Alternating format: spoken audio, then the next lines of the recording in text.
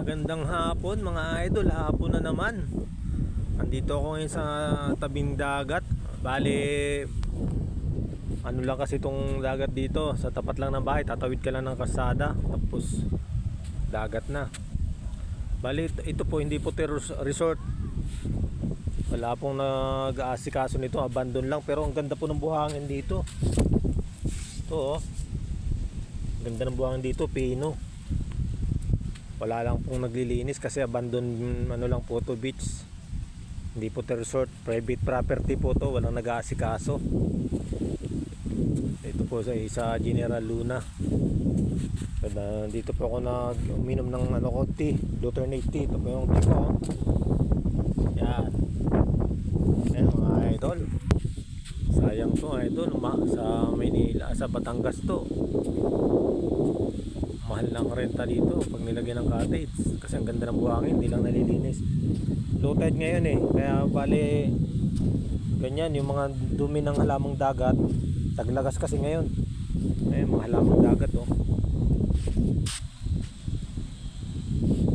ayan, halamang dagat, ang daming walang naglilinis kasi abandon naman to pa, private property, walang nag-aasikaso. Pero kung tutusin, maganda to pag nalinis. Mga idol, kalmadong dagat ngayon Asya nga pala, gusto kong sabihin sa inyo mga idol.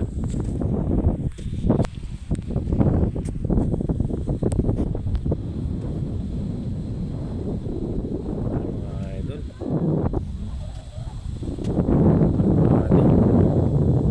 sayang talaga to, may linis.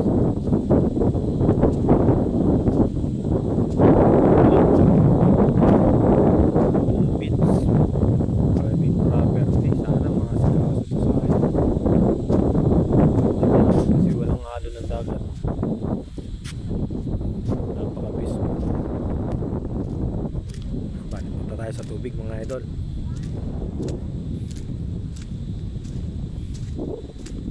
Ayun, baka may isda dito.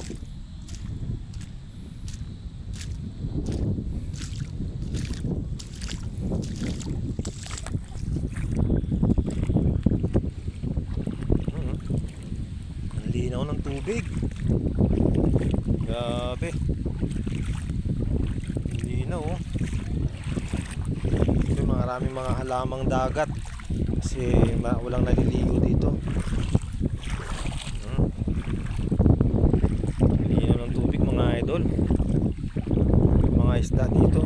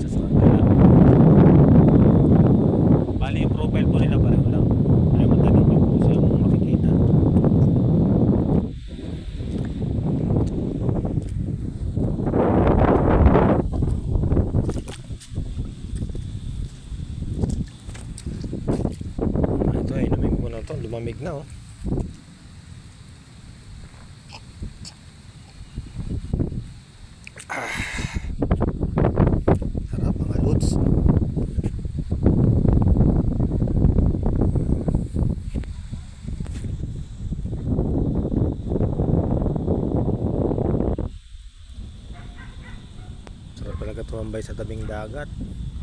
Sarap ng hangin. Tahimik.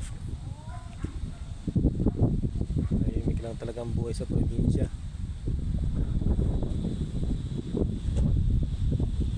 Mga sariwang isda,